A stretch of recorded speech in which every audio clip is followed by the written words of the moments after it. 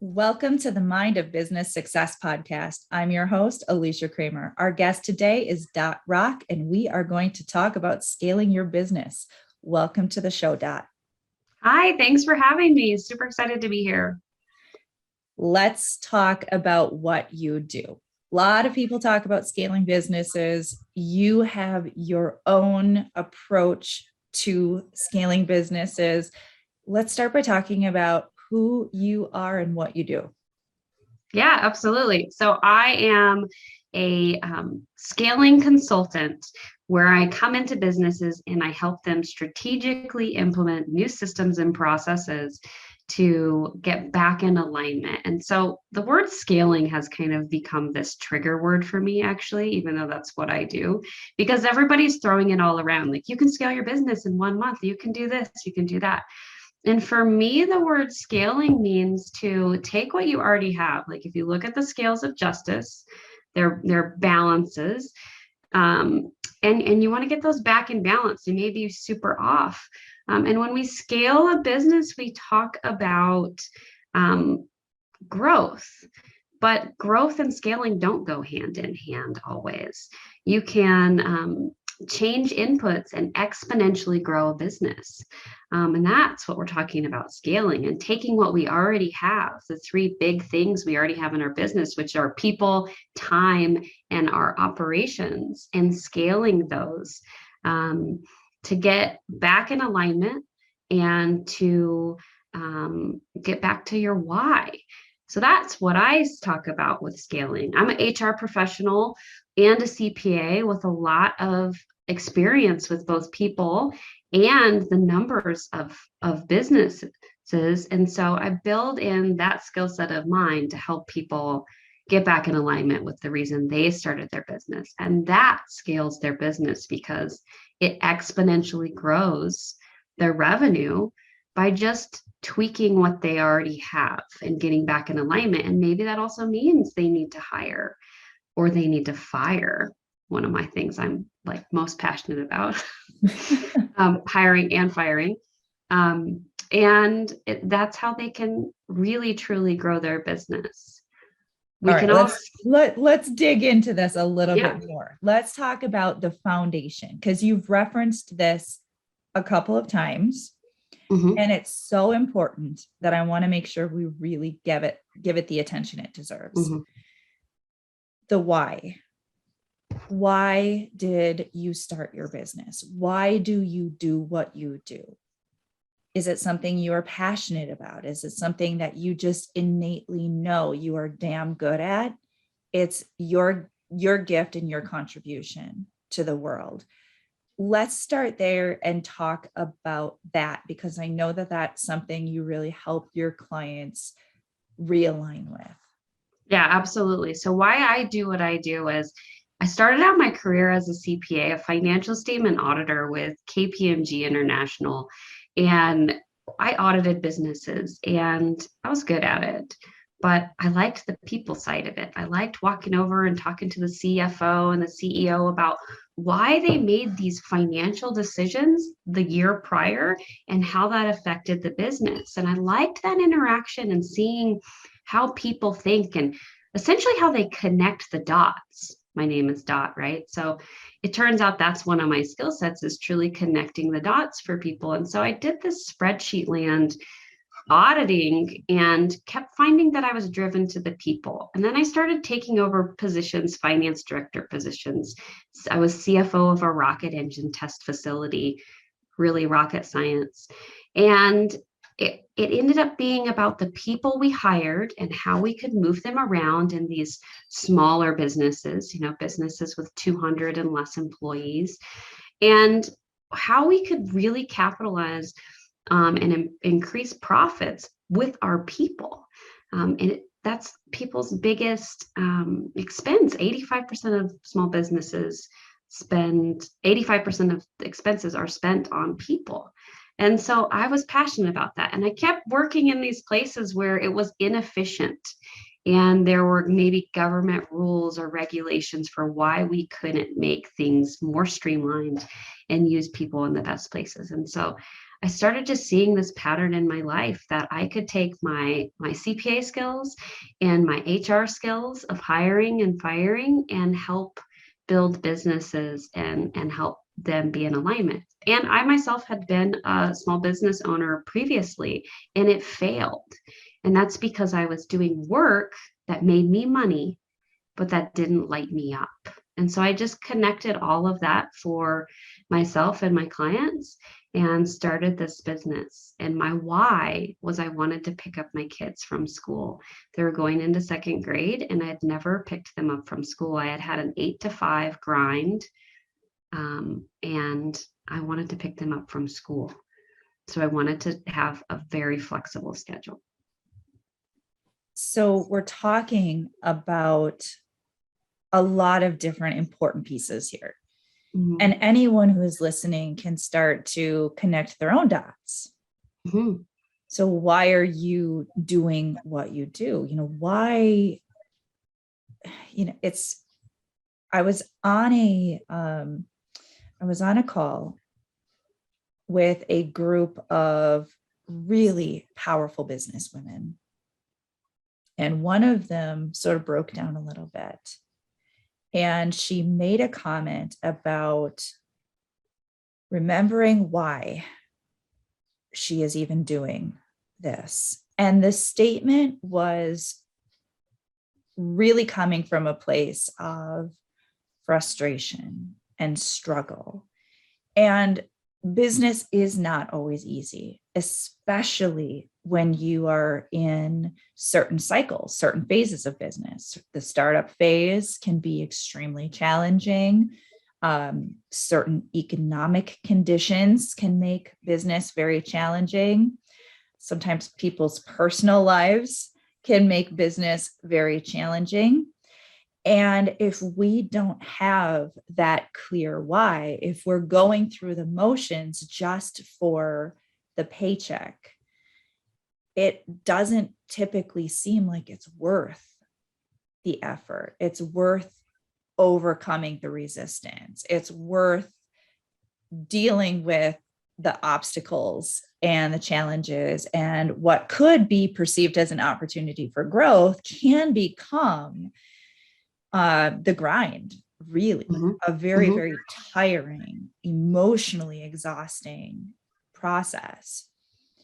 So I'm curious, when your clients are working with you, especially in those earliest stages of working together, are you seeing some of this emotional fatigue, some of this emotional burnout? Have they somewhat lost their way in the process of trying to do all the things? Absolutely. I mean, it's the biggest problem that my clients face, is that they have lost touch with their why. For me, this business is about helping people see that they don't have to struggle and that they can get back to their passion, and their business can be built around that. And they don't have to do it all, and they don't have to carry this burden on themselves. And I teach that because I had to learn that in my life. I grew up independently in foster homes, doing things for myself.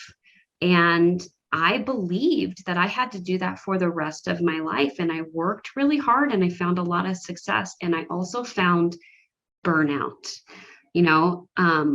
and I wanted for other people to not have that. And so when people come to me, one of their biggest problems will actually be that they're so burnt out and overwhelmed, they are ready to go back to the corporate grind. They are ready to shut down their businesses and throw in the towel, which is so unfortunate to see people in that space. And they say, what do I need to do right now to scale my business? Who do I need to hire, Doc? Because I'm really good at the hiring component of scaling businesses. And I say, well, what lights you up? Well, where do you get your energy? Is it by being in nature? Is it by working out? Is it by being with people? You need to go do that for 1 week. I want you to go hiking every day for the next week, or I want you to take your family and unplug. And then I'll talk to you about the strategy of scaling your business, because scaling a business isn't actually about strategy. That's like 5% of it. 50% of it is mindset and shifting that and turning that story around and getting reconnected, regrounded, decluttered. And then you can talk about scaling your business. I love that you just said that. Now, that's essentially what I do. And one of the very first things that I teach my clients when a new client comes to me and they've got their goals and they've got their challenges, and everyone has this idea. Society is really good at, and marketing. Marketing is what really did it, right? So take the pill, it's going to make you skinny. Mm-hmm. Buy the happy, not just skinny, right? Skinny and happy. Yeah, right. And so everybody is looking for the thing that is going to somehow magically transform their inner world, right? To feel better and to have these results that then are going to make me feel better, feel worthy, feel deserving, feel successful, feel important, whatever, right? And one of the very first things that I always have to teach my clients is you have to hit that reset button. You have to do the inner stuff first. So many people are trying to solve problems from what I say is within the vibration of the problem. Mm-hmm. And that's what you're talking about, right? It's like you are so immersed in your current circumstances that you've literally like acclimated to that wacky energy and you're stuck and your mind is stuck. You're fixated on the problem and you cannot solve the problem from within that vibration, from the mindset of the problem. So we have to release and let that go, which I always say, it's like when you let go of holding on to the problem, then you naturally are going to raise your vibration. You're going to release, you're going to relax, you're going to let go. And now you can move into proximity of the solution. Right. Right. And, it's very similar to how I tell people how to hire. They say, well, I do it all. I have to do it all because, control, or because I can't let somebody else do my schedule. And so we work on the mindset behind that. But the way to work on the mindset, I asked the question, which Gabby Bernstein writes in her book, Super Attractor. I asked the question, talk to me about a time in your life that you felt truly supported. What did that feel like? Maybe it was your nanny, maybe it was your grandma, maybe it was a professor, but when did you truly feel supported?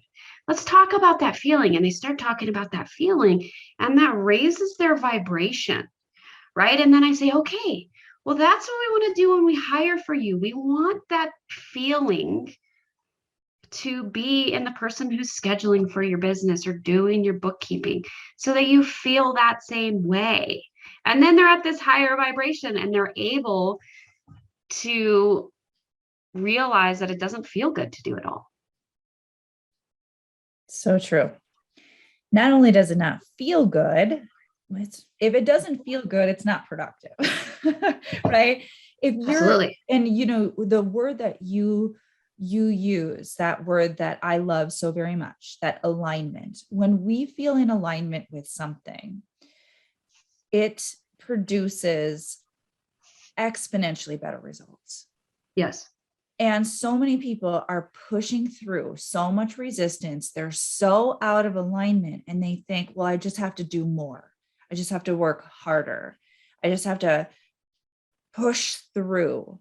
And then somehow magically the circumstances are going to go from not good to being great. And it doesn't work that way. Mm-mm. If anyone listening to this looks at their personal life, right? We've all been in an argument with someone, usually a significant other, right? And when we feel all of that resistance, all of that pushing, that conversation does not turn out very good. No one's really hearing the other person. You're not making any progress. You're not making any headway.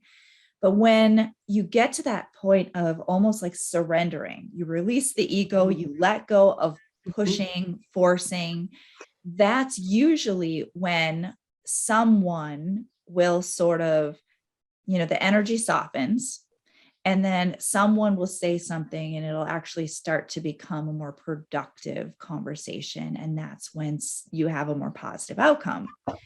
And so we're talking here is about like just basic fundamental stuff that us as human beings, just for some reason, have forgotten, right? That these are like basic principles that we can feel within ourselves when what we're doing is not working in our business, when what we're doing is not getting us the results that we want.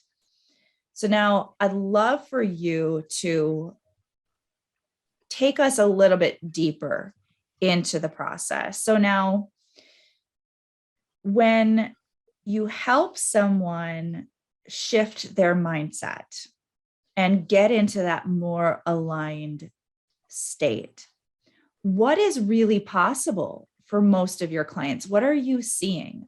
Are they significantly holding themselves back from the kind of next level of success? Is it more subtle? I'm just curious what type of transformation you can see happen within a business when you are able to tweak things from that more aligned perspective. Yeah, so let me just give you an example of a client that I worked with that came to me with a set of problems and walked away with a solution to a different set of problems, right? And so she owned a large hair salon in Canada and was just wanting processes and procedures for onboarding her staff and making sure everybody knew what was going on, to streamline things and to just kind of get it all buttoned up was what she came to me with. And so I said, great, what we're first going to do is get clarity about why you do what you do, why you own the business that you own, and what those values are. And then we're going to build those values into these processes so that they're sustainable. Well, we did this over a few weeks' time. And what ended up happening is she was motivated in her business by actually teaching. She wanted to teach and nurture people. And so she was like, well, the best part of my day is if I touch somebody's head whose hair I'm going to do, and I connect with them. And then I teach them how to do their own hair as we go through the process. Well, we started building that spirit of teaching into her employee processes and into how she did annual reviews. But then she realized she didn't have to own this business anymore. She could go do what she loved and move to another province and sell her business to somebody else with those processes and procedures in place that we just created. But that what lit her up was actually teaching other salon owners how to run salons and how to do this and having that connection and getting back to that why for her and why she started her business and what really energized and lit her up, gave her permission to sell her business and make a ton of money off of it and start something new and move her family somewhere that was better for COVID, and just soak in the life that she had truly been building instead of grinding. So people will come with a set of problems and they really think it's going to be, I need the skills to hire more people. I need to learn how to delegate, and we'll work on that. But usually when we get realigned with our why, this energy within us explodes and we're capable of so much more impact in the world. What a great story. I'm so glad you shared that. It was an incredible transformation, and actually one that I'm like, well, that we didn't accomplish what we wanted, which is perfect. we accomplished getting back to her clarity. That's our foundation. Love that. Why we do what we do. Awesome. All right. Now I'm going to turn the tables a little bit, and I want to talk to you as the business owner. And one of the questions I ask all my guests is to share a mindset obstacle that you personally had to overcome in your business to get to where you are today. Well, I think my first mindset to overcome was I started out thinking, I don't want to be visible. I don't want to be seen. And I was working with a business coach, Heather Chauvin, and she said, Dot, all of this stuff that keeps coming up for you, these upper limits of yours, they're subconscious. I think that you need to go work with a hypnotherapist. And so I was like, okay, I'm kind of one of those people that's like, if you say do this, I will go and do it. I will check the boxes. I can be very masculine in my approach to things. And I'm like, okay, great. You told me to do this. I trust your advice. I hired you. So I went and I did hypnotherapy. And in that hypnotherapy, we worked on my underlying belief that I was not enough. And that helped me with my visibility issue. And that helped me with stepping into the world, knowing that I actually really was enough, erasing that subconscious thought. Even though I have a lot of confidence, even though I love to speak in front of people, and being on stage is something that does light me up. I didn't want to be visible on social media. I didn't want my family to see me out there doing that, right? And so working on the mindset, really that subconscious belief that I didn't know I had, that somebody else was able to point out to me and work with me, catapulted my business and helped me show up in this space in who I really am. Well, now you're speaking my language.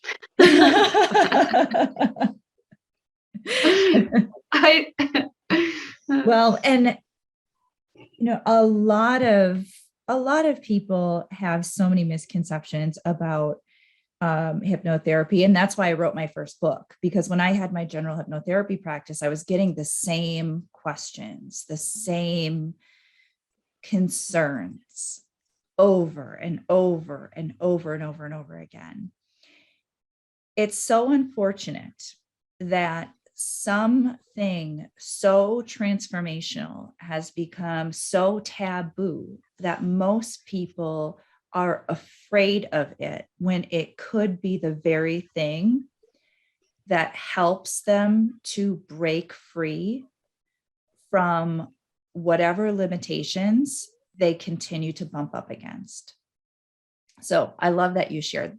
I mean, it was life-changing. And I had that shame card that people have about hypnotherapy. And I was raised evangelical Christian, that is actually letting the devil in, and you can't do those things, right? And I've so learned this new approach to healing from within. And it had nothing to do with God. It just had to do with how my brain got wired at some point in my life. And it just needed to be adjusted.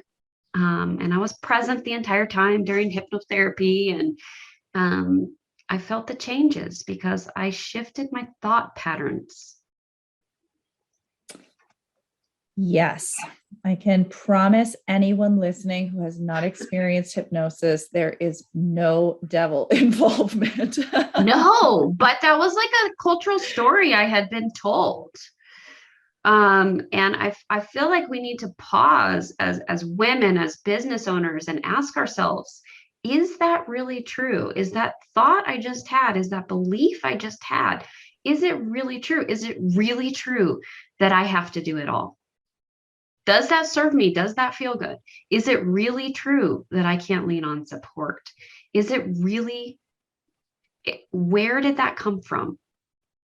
And how can I shift that thought? Challenging our beliefs is one of the simplest yet most empowering things that we can do. The majority of people never challenge their beliefs. And we see in the world around us the effects that have. And it's extremely important as empowered entrepreneurs who want to make a positive difference in the world that we are willing to challenge the effed up stuff that we've been programmed with. And Absolutely. I always tell my clients, there is no shame in anything that's in your subconscious mind. You didn't decide, I'm going to believe this thing that is so absurd. You are bombarded by other people's fears, doubts, insecurities, opinions. Even the individuals in and of themselves that we're learning from, our parents, are filled with conflicting beliefs. Yeah. And so when we look at it objectively and we understand, I always say this, when we understand how the mind works and when you understand how the universe works, now you can take the superstition out of things. As humans, we are indoctrinated into so many superstitious beliefs that are not based on the laws of the universe. They're not based on the way that the mind works. They're not based on really any sort of reality. And yet most people are allowing those things to determine the quality of their life. Yes. One of the things I say often to my clients is, I get it, but your brain is just trying to keep you safe, right? It just told you that you can't rely on anybody in an effort to keep you safe, because at some point that did keep you safe. But what's the news story? Like, do you want to be working while you're on vacation with the kids running around on the beach, or do you want to be present and experience the joy of running around and chasing your kids while somebody else does the work? Right? Like, let yourself have the joy and realize that your brain is just trying to keep you safe, and shut it down. You can change it. I always say, Yep. If it's not a law of the universe, it's just a belief, and beliefs can be changed. Mm-hmm. So, Dot, how can our listeners connect with you? Well, they can find me on social media, ._rock_ on Instagram, as well as Facebook, LinkedIn. And my website is .rockconsulting.com. I host quarterly boot camps to teach people my method of how to hire and train their new staff in 4 weeks' time. And I have a free how to hire a virtual assistant training that's always available on my website, with a downloadable packet of my checklist and how to do that. Because what I find is that people have a lot of resistance to that, or anything, because they've never done it before. And I like to have those available for people to find and work with. And I also work with more established businesses and do one-on-one consulting to get them back in alignment and streamline their processes and get more revenue in their pockets. Awesome. Thank you so much, Dot, for being with us, bringing all of your fantastic aligned energy to the conversation. Well, thank you for having me. It was wonderful. And thank you to all of our listeners. You know we're doing this for you. If you haven't already subscribed, please make sure you do so. And until next time, we will see you in the next episode.